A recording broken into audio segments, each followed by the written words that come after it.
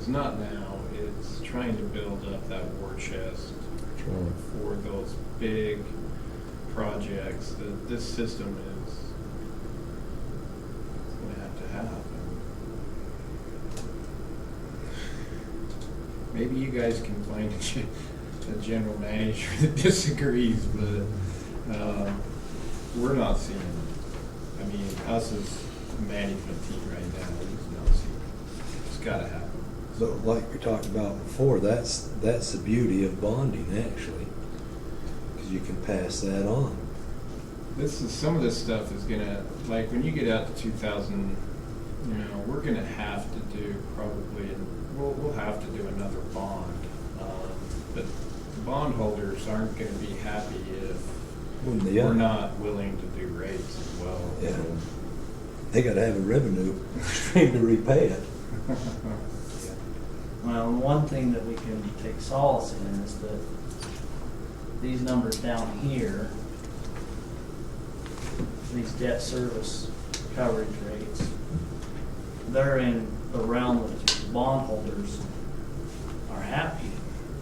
But what's haunting us is, we make enough money with our just what we're selling and buying, but we don't make enough to cover growing the system that's necessary. So,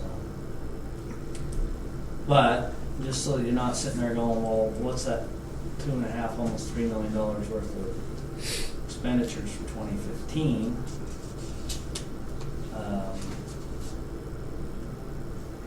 Here's what they are. Distribution-wise, we have $700,000 worth of labor that will be capitalized during next year that we're estimating. Now, of that, 400,000, 350, somewhere in that range, will be paid in capital in aid of construction. So developers will pay for us, our crews to be out there picking up the new development. This reconductor line, this is the first of 3 years, so 200,000 in 2015, of which 120,000 is eligible for impact fees. We have a bunch of underground utilities. We just have every other year $60,000 or so set aside in our budget to attack those issues. Heber at Chloe's, we build that. You can see that it's got $210,000 worth of eligible potential impact fee and some distribution capacity.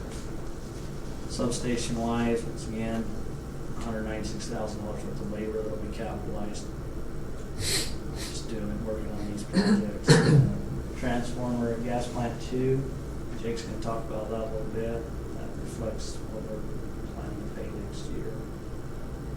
Second point of interconnect, it's 3 years out, but we got to start building it next year, at least studying and designing. There's some enclosures need to be replaced, and we need to do some work to get a Heber substation second transformer in. So that's 1 year's worth of the charges there. Generation wise, we have 2 units that during the cycle next year will end up needing to be rebuilt on the top end. We have some work that needs to be done at the lower Snake Creek if we're going to continue to use that as a viable generator for us. On the Snake Creek and Lake Creek hydro plants, is there anything we can do for investment to getting more product out of those, or we maximize what we can do to get out of those now?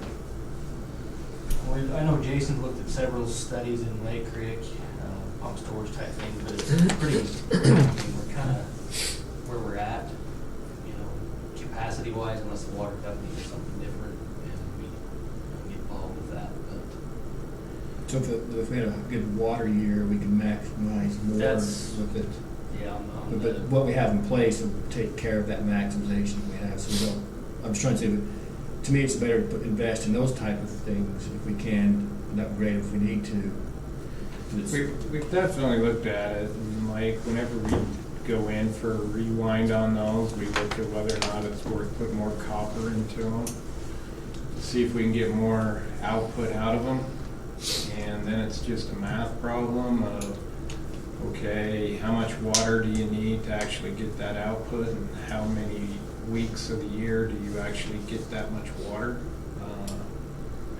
You know, dry years, you're never ever gonna get, you're gonna kind of have a stranded investment there, because you're never gonna get it. You know, in wet years, it's how many weeks do you actually get? They were kind of sized for that hydrology, and so it's really tough to like do a rewind, put more copper in so that you can get more output. But with hydro, without the water, you don't get the output. So it wasn't feasible the last time we did the upper Snake Creek. Just wasn't worth putting another $80,000 into it. So we just didn't feel like there was enough water there to do it. So we'll do the math the next time we do an overhaul and see. You know, sometimes commodity pricing has a lot to do with that. If you happen to hit that when copper's real high, it's a very expensive upgrade. You know, so. Sounds like I need to introduce you to the personnel at Midway Irrigation Company. Yeah, and that too. And keep in mind, we've got to do things, we've got to spend money to keep them running just to get what we can out of them. If we quit spending that money on maintenance and things, then we're just going to get run down like what happened with the Pacific Corp plant that we purchased. They just didn't do anything. And, you know, after a while, it just is, you know. I'd like, so I'm trying to say, is keep those plants maintained so we can maximize what we have. And let's just put the money to get investment for us, I think, put money into them. And we do best we can. We had an audit last week from FERC, and I asked the auditor how we compared to he audits every plant in the state of Utah, plus other places, but he said that we're in the top 5 of the companies in Utah in maintaining the power plants and things. So that was a good compliment. The lower plant, if they're successful in getting water out of the mine, that capacity could go up. There's a lot of stranded capacity there all the time, it seems like to me. I mean, that was overbuilt to begin with. Yeah. As far as the water, so. Well, there used to be more water there for whatever the reason. It just Yeah, the water's died off. So. it has. When they punched through the last fall, it increased the KW output by 100 KW. And they're planning on doing more this winter. They're hoping to get a couple more holes, but they're going to get limited the way they're doing it after a couple of bores, because then they're out of room to bore any more holes. So, I mean, we should get a little bit more out of it. But and like Jason said, there's stranded water in there. There's stranded water in the steamboat tunnel. But is it worth? And Jason looked at it in 2002. Is it worth going and spending big money to go in and see if it's almost a crapshoot? You know, you go in there and spend hundreds of thousands of dollars, and you may not get anything, or you might get another 10 CFS out of there. You just don't know. Do you trust the pipe from the tunnel down to the generator? On the upper one? On both of them. Oh, really? They're pretty old. I mean, it's just well that we keep them running. Those things sit and spin. They're great little units, but you know, there's a lot of upkeep. They're old. Good. They run at The pipes are old. the upper plant runs at very high pressure, so that's what's a little more dangerous with the pipe. We've got to monitor it. We've got some measurement equipment to hopefully do some more of that. The thickness of the pipe. We're running at 700 psi up there. Oh, really? Yeah, that's high pressure, and it's all that old 1900 spiral wound. And we've got 1,500 feet ahead up there. So, Yeah. Wow. Yeah, high pressure, low flow. Well, when I was a kid, and Grant, it's old. it is. It is. Well, you'll notice also in the generation from here down, they're all just in the net column because these projects don't qualify for impact fee or capital related construction. So don't see them column.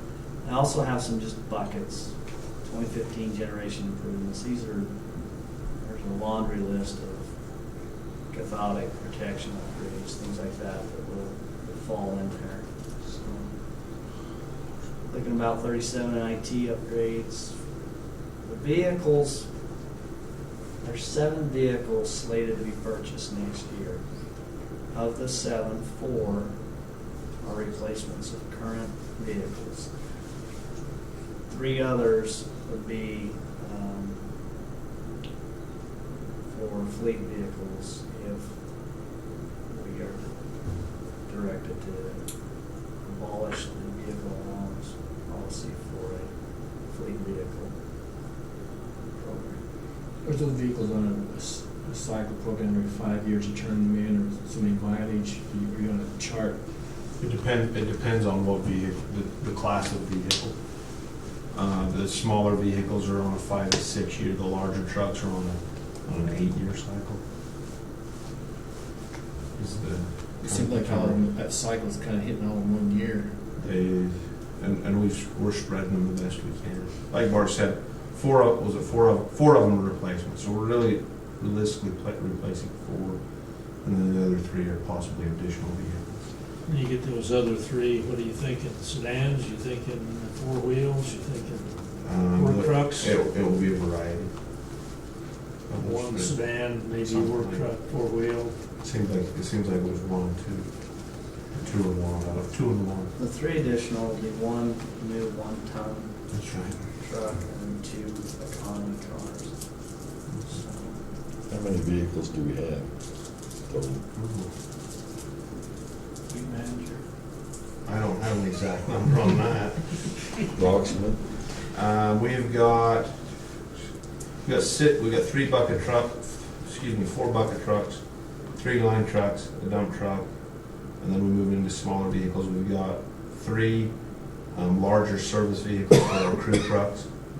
They're 550 range vehicles. There's 3 of those, and then we get into pickup trucks, 1-ton versions. We've got I think 4 or 5 of those. You get into the Ranger class of vehicles, and I think we've got 4 or 5 of those.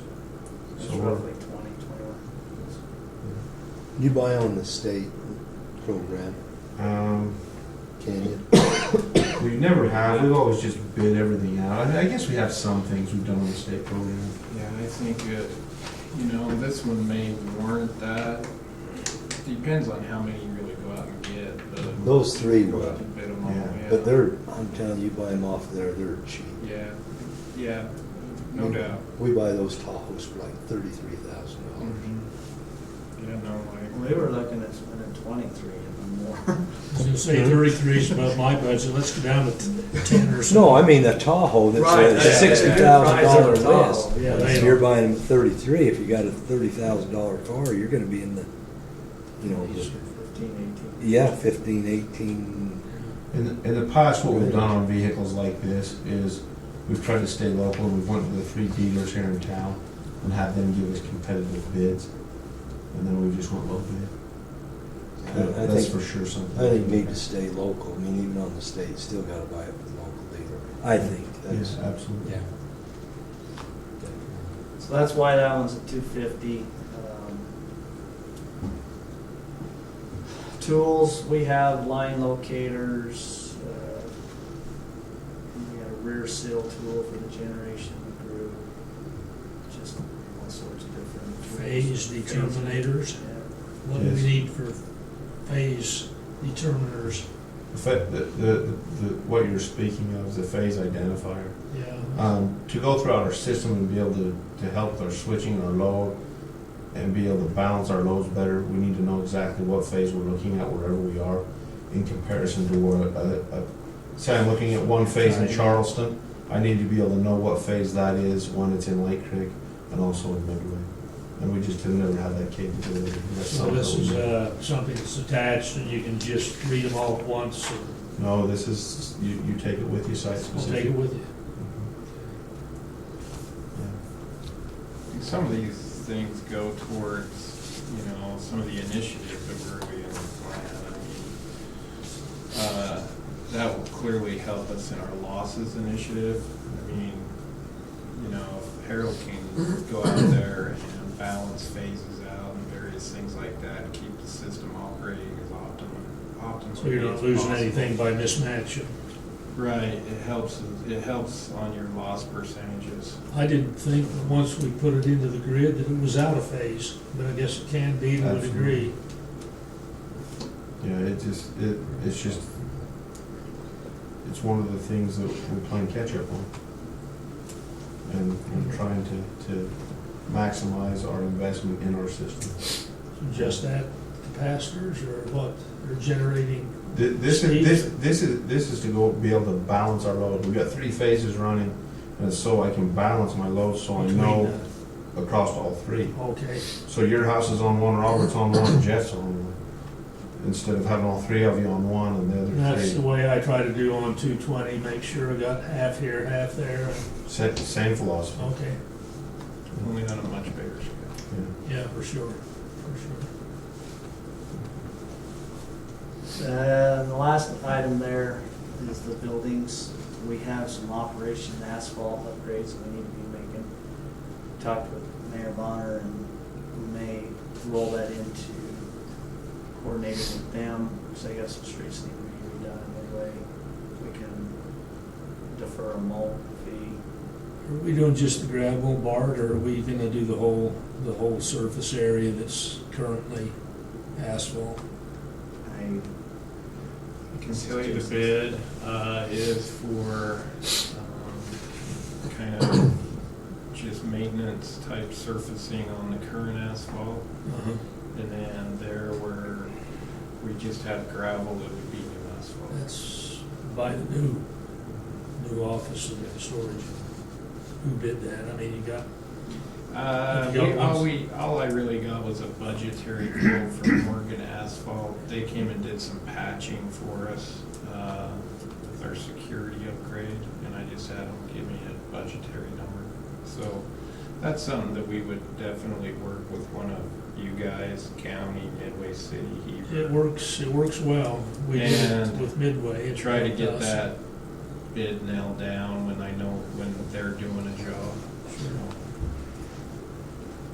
The fire suppression system that has been on the docket before, will continue to be until it happens. Just, this is on our generators.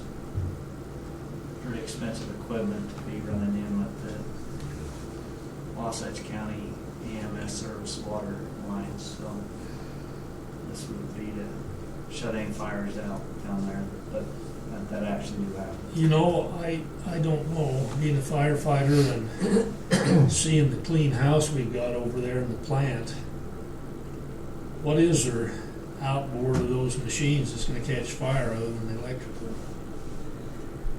I mean, we keep a clean house. You mentioned that we get leaks and it ignites, but we're pretty clean over there, aren't we? Well, this is just one of those things that we put in a budget because insurance companies are always after us, and we don't have it yet, so. And usually it's not the garbage can next to the unit that's on fire. It's usually the unit itself on fire. That's what I was wondering. It seems. Oh, yeah. So, Well, and you told us, you said you put one, more than one out, I guess, huh? Oh, yeah. I think we've all seen them on fire at some point. I haven't, I still got virgin eyes in that regard. My day's coming, I've heard, so. So that's basically the budgetary side, as well as the verbiage side of the 5-year plan. It's presented in September so as to help us to know if the board is in agreement with where we're trying to strategically take this company. Thus, for you, any adjustments, changes, approval. From here now, we will march forward. If you agree with what you've seen as far as our forecasted company needs and desires, we'll go forward and begin to refine budgets and all other stuff. Depreciation on it, It's about $1.8 million. We depreciate the system. Are we sitting that depreciation money in a pot somewheres, or are we just wiping it off and saying we're not putting it anywhere for a fund to keep? There's no money to put. Because depreciation's a kind of a neat beast, because you spend all the money up front buying the item, and then you slowly write that item off over years. So I just wonder if you're. It's not like, otherwise you'd be I double understand dipping that, the monies. that part of it. I wonder, are we if we're depreciating the system out, are we setting anything aside for the future where we can have that resources to buy the new stuff that's devaluing or being used? We put anything aside for that at all? No, we don't have the cash to do that. We're just reducing our annual revenue amounts by that amount to show that we've spent that money in prior years. Well, but you are some of it. I mean, you got But- unit 7 and 8 top end over Right. hauls I mean, there, and so it's- you're you're doing it in your spending your capital depreciation improvements. in your capital improvement budget. I mean, that's how we've always operated. That depreciation gets spent on, gets recapitalized on either a top-end overhaul, Harold changing poles out.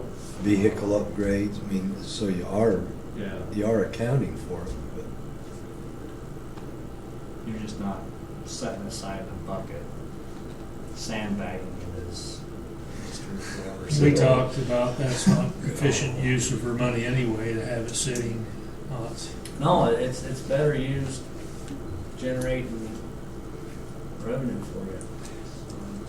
Bart, I didn't see on here, maybe it's in this other, but, you know, we talked about before, funding the retirement program. Are we funding it? We have in the budgeted amounts in those expenses,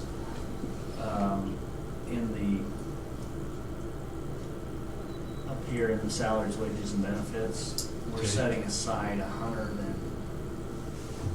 Third. $130,000 next year into a separate account. Is that gonna be enough? Because I know that's coming down the pike, and I mean, at least for the county, you know, we've been pretty good, but I think the state's only funded at like 70% or something on their retirement. We have two liabilities there. We've got our post-employment benefits, our OPEB liability. That was the one Heidi Franco was all concerned about, because it's like $1.2 million liability. And then we got our unpaid accrued leave liability. Okay, and of the two, an actuary has told us we could be looking at $1.2 million, but we look at it and say, yeah, we appreciate their study, but the reality is we would be foolish to put $1.2 million away for a liability that is highly unlikely. Right now, we've got 3 individuals that qualify for that retirement. That would be with everybody retiring at once, you'd have to have the Yes. 1.2. No, we wouldn't. If everybody quit today, we'd have 3 people that qualify for that retirement benefit, in addition to the 3 that are currently on it. So we've made a decision as a company to just fund that as it happens.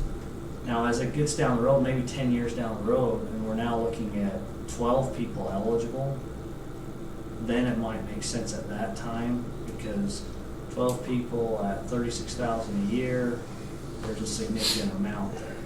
But right now, and for the foreseeable future, 3 to 4 years, we're looking at stuff that we can absorb through just operating expense. But will type that meet treatment. the requirements that the state's gonna set down? I guess If that's the- my question, well, if because the I s- actually share the same concern that Heidi did. I mean, that's gotta be funded at whatever level it's gotta be. If the By the state law. sets down a mandatory, then we'll Okay. need it. For us, though, our biggest concern is that unpaid leave. Because that unpaid leave, that's a liability. Right now, it's close to $900,000 liability.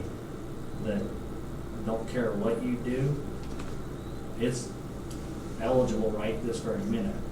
So we have built into our budget to fund it at $130,000 for next year, and we'll continue to add to that.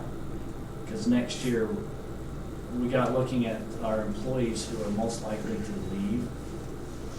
We have 2 that could really hit us hard if they were to leave. And so we've budgeted their amount. Like me, do I have any intention of leaving? No. So does it do any good to set $8,000 aside to cover my unused sick leave? No. But if Mr. Bond or Mr. Coleman were to leave, or Candy, then yeah, there's $56,000 for each of them, or however much money, So we're setting that part aside. We'll wait to find out what the state comes back with. But what I'm saying is, right now, our OPEB liability, although the actuary said it's 1.2 million, if we wanted to, we could set aside, there'd be 7 participants if those 3 were retired, so we could set aside $200,000 for that as a safety buffer. But we just, in our budget preparation so far, have not really felt like that one's as big a concern as. I just don't want it to be too underfunded. I understand and Yes. appreciate your conservative approach to it, but if we did get hit, I mean, it could be a big hit. So I don't want to be too conservative in funding that. I could see the state, if they adopted anything, being like 20% or something like that. So we would be looking 240,000, which we can build that in our budget.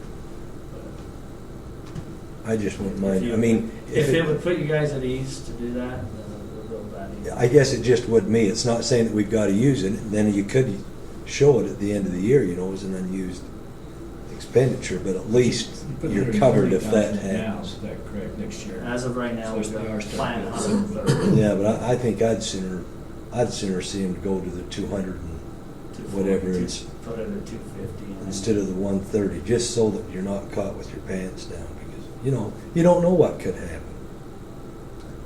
And like I say, on a financial statement, it just shows up as an asset I know. versus a liability. I know. I mean, if you do put the money aside, it's definitely sitting there waiting to be spent if needed. The other thing too, though, is we do have reserves that are set up for situations that arise. Well, and that might be an offset to it. So, if we did get nailed and had a legitimate claim on that, and that liability came due, there are reserves set up that could technically be, you wouldn't want it, that's why you set them up. So we'll look to you guys, if that's something you'd rather us budget up 250 versus 130, then we can do that. On the 130 or any of this money that you're setting aside, would it be just put into the PTIF account? It'd either be put there or be put in our cap reserve that he was out. But it wouldn't have a special, it wouldn't be like a trust account. You see, the money would still be available for other purposes as well. If One thing we could do too is just fund it at 130 with the, allowance or direction from the board to raise the PTIF up to 3 million. Because it's at 2.5 right now. Fund that at 130 in the budget, and then have the board give us a goal to slowly start working on getting that reserve fund built up to 3 million.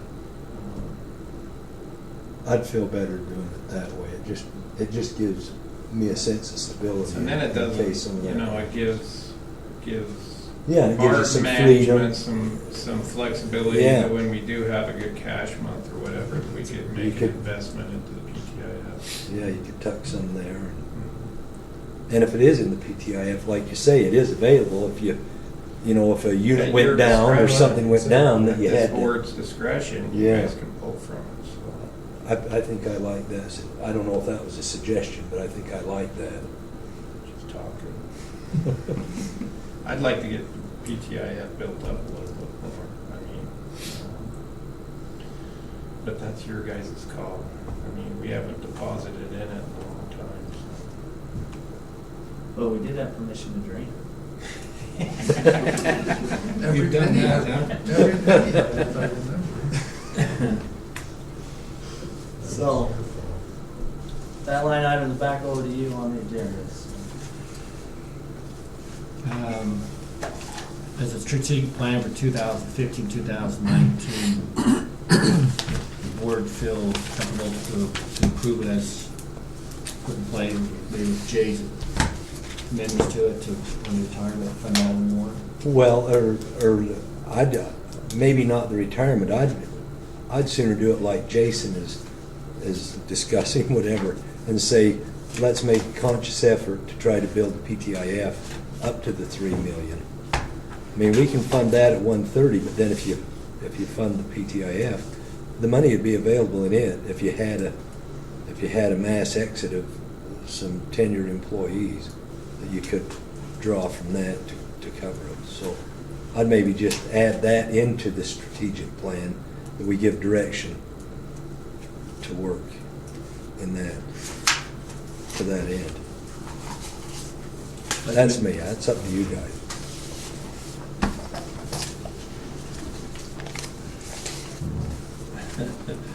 So basically what you'd do is you'd, on your balance sheet, you'd have restricted cash for, and that's how it'd be listed. Just a journal entry. Pull it out. General fund.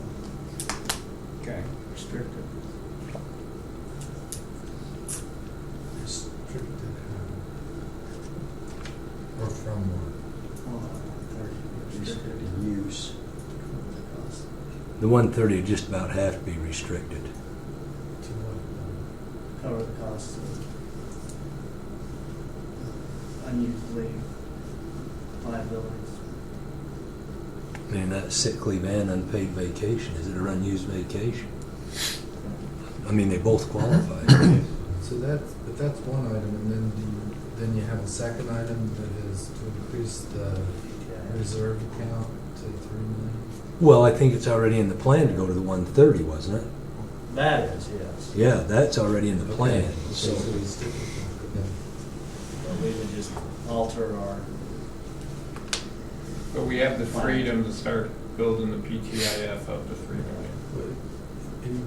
In the strategic planning, you could make that a goal. Yeah. that's what was stated, that we would adjust the strategic plan to say that. And then, like I say, on the financials, it would show up as in that PTIF balance increase. And then restricted free cash of 130 unused leave. We'll look for motion from the board, what they'd like to do with the strategic plan.